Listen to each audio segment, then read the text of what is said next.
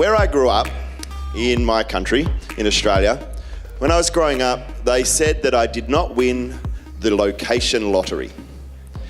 Because where I grew up was the most disadvantaged region in my country. Now, the thing was, as I was growing up, is that I didn't know that where I grew up was disadvantaged. I didn't know the statistics.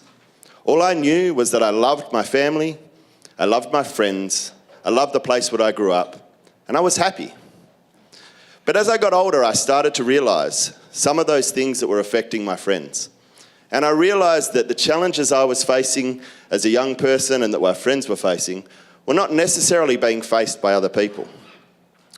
And it was these stories that I used to share. And as I got older, I started to realise that if I wanted to be part of this change, what I would do is that I would become a teacher. Now, my dad's a teacher. I have an uncle that's a teacher. And I now have about 17 cousins that are teachers as well. So we've got a lot of educators in the family. But when we started to go through and decide this, it was because we saw that education was the biggest lever we could create for social change. It was much to my mother-in-law's disgust. When I was 27 years of age, I had 2 young children. I had been teaching now for about 5 or 6 years, and in fact, had been a principal for 4 of those years. And I got offered a call to go to one of the communities that I grew up in, to be a principal. And I remember my mother-in-law saying to me this: "How dare you? How dare you take my beautiful grandbabies to that horrible place? The education they're going to get there is not going to be the same as what they would get in Melbourne or Sydney. Why would you move to this horrible place called Halls Creek?" And I looked at her and I said this: if the education of your grandchildren is not good enough in this place for them, why the hell is it good enough for anybody? And as educators, that's what we fight to change. It shouldn't matter where you live in this world, what postcode you reside in, you deserve an education worth having. And so that's the education I've been fighting for my whole career as a teacher, a principal, and as a superintendent. I'm going to show you a picture of me at Halls Creek. It was actually when I was leaving. It's a little while ago. I look a little bit younger. And these are my 2 daughters who started their schooling life at Halls Creek District High School, known widely as the worst school in Australia at the time. When I took it over as principal, it had an attendance rate of 37%. And yes, this is in Australia. It's not all the wonderful blitz that you read. 37%. But I remember smiling at the end of that because I was thinking to myself, we've created something amazing here. The education had improved dramatically. And I reckon it improved dramatically is because myself, my leadership team, every teacher and every community member had started to fight for a worthwhile education for their kids. But what I learnt in that place was that a worthwhile education looks different quite often to what we think it looks like or what we grew up in. And so I started to get very hungry about what does the future for education really look like for my daughters. At this age, when we were leaving there, they were 6 and 7. They were getting a great education in the current system and in a really challenging place. But they were learning skills that really mattered a lot more than what I saw on their test scores. When they were growing up in these places, learning another culture and another language, they were learning all sorts of incredible skills. And to this date, now my daughter, you'll see how old this photo is now, the one in the middle there, is now at a school because of this challenge called Think Global School, where we've actually said, how can we provide our daughter with an education that gives her incredible skills that will make her someone that contributes authentically and positively to the world? Not in 6 years, not when she's 25, not when she's 35, but right now. How can she solve problems now?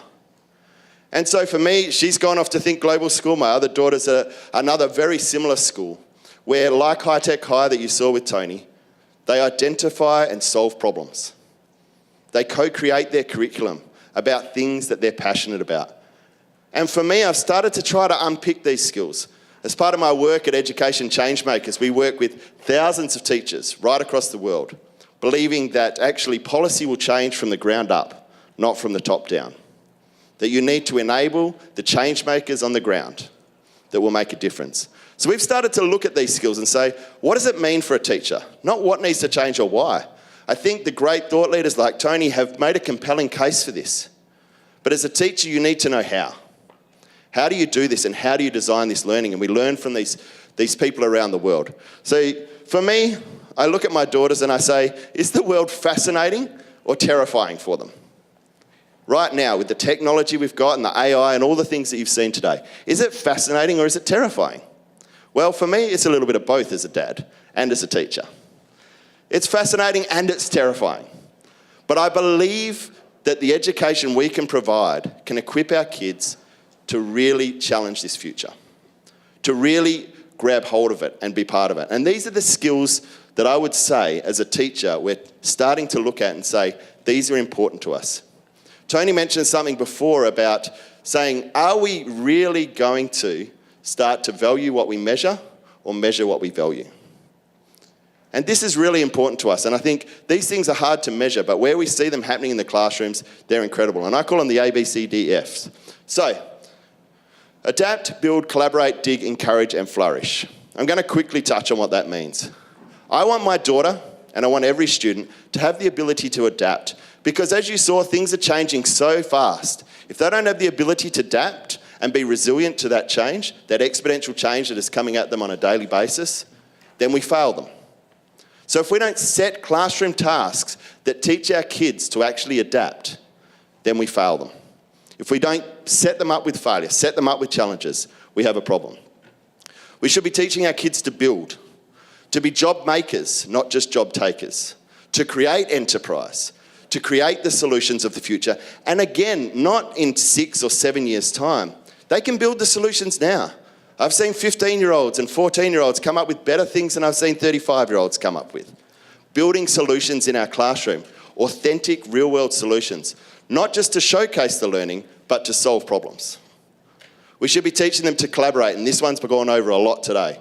How do they actually collaborate and solve problems? An innovative learning environment is a team sport. It is absolutely not an individual sport. To dig and understand. If only we had created an education system where kids had really understood and critically analysed, maybe we wouldn't have some of the political situations we have today. Maybe people wouldn't have voted in a certain way in certain parts of the world, if you know what I mean. We need to teach our kids to engage in the real world, to understand those problems and engage with those problems right now, to look at the problems they're facing, the Sustainable Development Goals, like we've seen, and actually get them to engage and start to solve those problems today. And the final thing is, and I think this one's underrated, really hard to measure. People talk about the well-being of us, the well-being of kids, but actually our job as educators is really to teach our students to flourish in a very uncertain world. And to do that, we have to give them the skills that actually are applicable on a daily basis. We need to teach them the right things, but as Tony said, we need to teach them what to do with those things and how to do it, not just that they're there. Thank you.